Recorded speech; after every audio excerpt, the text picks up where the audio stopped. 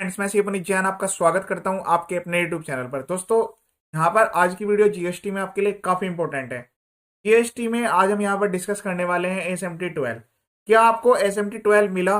और अगर अभी तक आपको SMT 12 नहीं मिला है, आपको जीएसटी के नोटिस आए थे पहले SMT 10 में, आपने 11 में रिप्लाई कर दिया है, तो आगे आपके साथ क्या प्रॉब्लम आ सकती है, सब कुछ यहाँ पर डिस्कस करने वाले हैं। मैं आपको डायरेक्ट चलता हूँ यहाँ पर सीबीआईसी ऑफिशियल वेबसाइट पर। फिर उसके बाद मैं आपको जीएसटी पोर्टल पर ले जाकर दिखाऊंगा जीएसटी में जो SMT 12 है उसका क्या इंपॉर्टेंस है, क्या मीनिंग है, और उसका होना जरूरी है या नहीं, उसका क्या इफेक्ट आता है, सब कुछ यहाँ पर डिस्कस करेंगे। वीडियो को पूरा एंड तक देखिएगा, आपको इसमें 100% नॉलेज मिलने वाली है। जो भी जीएसटी यूजर्स हैं उनके लिए स्पेशल वीडियो है।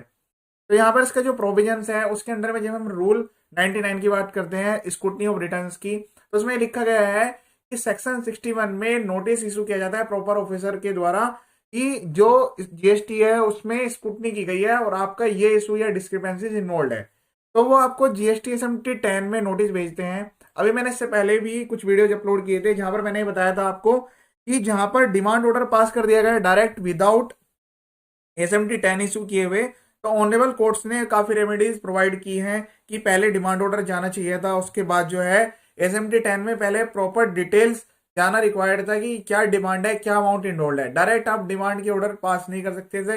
73 74 लगाने से पहले 61 के अंडर में SMT 10 जो है वो भेजी, फिर उसके बाद जो है आपको रिप्लाई करना होता है। ठीक है, इसमें यहाँ पर क्या है, 30 दिन का टाइम दिया जाता है, नोट एक्सटेडिंग 30 डेज। GST 10 इशू करने के बाद आपको 30 दिन का टाइम मिलता है, फिर आप उसका जो रिप्लाई है वो सबमिट करते हैं SMT 11 में। अगर आप इस टाइम लिमिट के अंदर नहीं कर पाते हैं तो मैंने इसके लिए आपको बताया कि आप किस तरह से जो आपकी नोटिस की डेट है उसमें एडजमेंट ले सकते हैं। एडजमेंट मतलब यह है कि आप पर्टिकुलर डेट को एक्सटेंड करा सकते हैं, 7 डेज 15 डेज का एडजमेंट।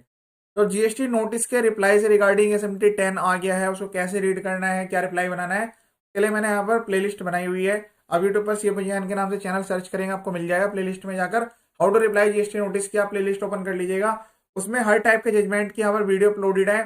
उसके साथ साथ वीडियो में मैंने यहाँ पर जो है ये भी बताया हुआ है कि वो कौन से केस है जो जीएसटी के डिपार्टमेंट, मतलब जो डिपार्टमेंट के फेवर में आए हैं, और कुछ ऐसे केसेस हैं जो कि टैक्स पेयर के फेवर में आए हैं। तो आप दोनों को रीड करेंगे तो आपको आगे रिटर्न फाइलिंग में भी और आगे नोटिस ना आए उसके लिए भी आपको काफी प्रॉब्लम जो आपकी है वो रिजोल्व हो जाएगी, उसमें काफी हेल्प आपको मिल जाएगी। आप वो कोई भी एक्टिविटी नहीं करेंगे इससे फ्यूचर में नोटिस आ जाए आपके पास। ठीक है, तो अवॉइड कीजिएगा इस टाइप की एक्टिविटीज को ताकि कोई नोटिस ना आए। फिर उसके बाद जो है, जब आपके एक्सप्लेनेशन जो आपने फर्निश्ड किया है, जब प्रॉपर ऑफिसर उससे सेटिस्फाई हो जाते हैं तो वो आपको SMT 12 इशू करते हैं। इसका मतलब है जो आपका एसमेंट हो रहा है या फाइनल, जब तक आपके पास एसमेंट SMT 12 इशू नहीं हो जाता है, आपका ऑर्डर पास नहीं हो जाता है, तब तक जो आपका इशू है वो ओपन रहता है। और जो इशू ओपन रहेगा, कल को इसमें जो है प्रॉब्लम ये आएगी कि आपको जो है पेनल्टी की भी डिमांड फर्दर की जा सकती है। तो इस चीज का आपको ध्यान रखना है, आपको SMT 12 ही अपना जो है वो कंप्लीट ऑर्डर पास करवाना है। ठीक है, अब मैं जीएसटी पोर्टल पर आपको लेकर चलता हूँ। पहले सर्विस में जाकर जो एडिशनल नोटिस में आपको मैं नोटिस दिखा देता हूँ। ये नोटिस है, यहाँ पर जो है नोटिस सर्व किए गए हैं फाइनेंशियल 17 18 और 18 19 के लिए। देखिए यहाँ पर एक पहले जो है इशू किया गया था, उसकी जो डेटा ही है, इसका ऑर्डर पास नहीं किया गया था। फिर इसके बाद जो है 18 19 का भी जो है केस इशू किया गया, मतलब SMT 10 इशू किया गया है, नोटिस फॉर इंटीमेशन डिस्क्रिपेंसीज। ठीक है, तो अब उनका जो है जो भी रिप्लाई सबमिट किया गया था उससे सेटिस्फाई होने के बाद ये फाइनल ऑर्डर पास किया गया है, order to drop the proceedings in form GST SMT 12। इसका मतलब यह है कि जब तक जीएसटी में SMT 12 इशू नहीं हो जाता है तब तक आपका केस जो है वो ओपन रहता है, मतलब वो फाइनल ऑर्डर नहीं माना जाता है। फाइनल ऑर्डर आपको करवाना है, कोई भी आपके पास नोटिस आ रहा है उसकी ड्रॉपिंग प्रोसीडिंग्स का ऑर्डर आपको जरूर लेना है ताकि फ्यूचर में आपको फर्दर कोई नोटिस ना आए। ठीक है, तो ये इस टाइप का नोटिस जो है मैं आपको भी ओपन करके यहाँ पर दिखा देता हूँ। इस टाइप से आपको ये मिलेगा, उसमें लिखा होगा कि जो आपकी वैल्यू जो है वो वेरीफाई की गई है, और उसमें जो है किसी टाइप की कोई डिस्क्रिपेंसी नहीं मिली। अगर डिस्क्रिपेंसी थी तो आपने जो है रिप्लाई के साथ साथ फॉर्म भी भर दिया था, DRC 03 के थ्रू आपने पेमेंट कर दी थी। तो एक बार पेमेंट हो जाती है फिर उसके बाद डिपार्टमेंट को कोई प्रॉब्लम नहीं रहती है उससे रिगार्डिंग। अब यहाँ पर जो है ये भी चीज बताई गई है कि 17 18 के लिए क्या नोटिस इशू किया गया था, उसमें क्या प्रॉब्लम थी, फिर इसके बाद जो है SMT 11 में रिप्लाई किया गया है। तो मैं आपको बता दूं, जीएसटी में जब भी कोई नोटिस आता है तो आप उसका रिप्लाई जरूर करें। आपके पास अगर टाइम नहीं है या टाइम लिमिट के अंदर आप रिप्लाई नहीं कर पा रहे हैं तो एडजमेंट ले लें। अगर ज़्यादा ही आपको प्रॉब्लम आ रही है कि आप जो है अपनी चीज़ों को जस्टिफाई नहीं कर पा रहे हैं तो आप जो भी आपके जुडिशनल ऑफिस हैं उसमें जाकर भी विजिट कर सकते हैं। अपना जो भी आपके प्रोविजंस है, जो भी आप रिप्लाई देना चाहते हैं, उसको आपकी अंडरस्टैंडिंग करा सकते हैं जो भी प्रॉपर ऑफिसर है।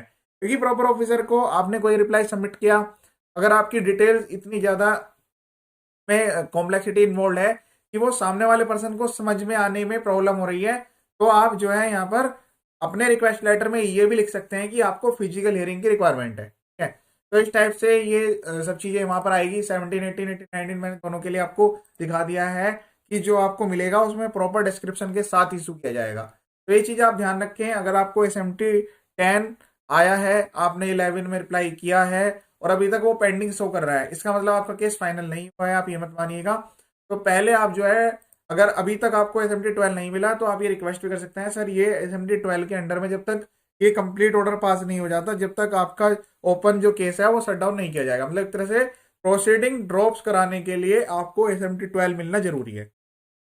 तो SMT 12 के रिगार्डिंग ये आज का वीडियो था। मैंने रूल 99 आपको बता दिया है, SMT 12 बता दिया कि SMT 12 आपको जो है इशू होना जरूरी है। जब तक ये इशू नहीं होगा SMT 12, आपकी जो भी प्रोसीडिंग्स हैं वो ओपन रहेगी। आपको फ्यूचर में उसके रिगार्डिंग प्रॉब्लम होगी, या अगर एक साल का डाटा दूसरे साल से लिंक है तो जब अगले साल के लिए नोटिस आएगा तब भी आपको प्रॉब्लम आएगी कि आपने फर्स्ट ईयर का जो टैक्स है वो डिपॉजिट नहीं किया है। अगर टैक्स डिपॉजिट किया है तो उसके जो प्रोविजंस है, मतलब उसका जो पेंडेंसी है वो भी क्लियर नहीं हुई है। ठीक है, तो इसी टाइप के काफ़ी सारे वीडियोज मेरे यूट्यूब चैनल पर अवेलेबल हैं। फाइलिंग प्रोसेस, रजिस्ट्रेशन, GST के रिप्लाईज, इनकम टैक्स के भी काफ़ी सारे वीडियोज है। बेसिक हर टाइप के रजिस्ट्रेशन यहाँ पर कवर है। चैनल का जो पर्पज है फुली एजुकेशनल है, तो आप चैनल को सब्सक्राइब करें या ना करें पर वीडियो जरूर देखिए, आपको 100% बेनिफिट मिलेगा। ये वीडियो देखने के लिए थैंक यू सो मच।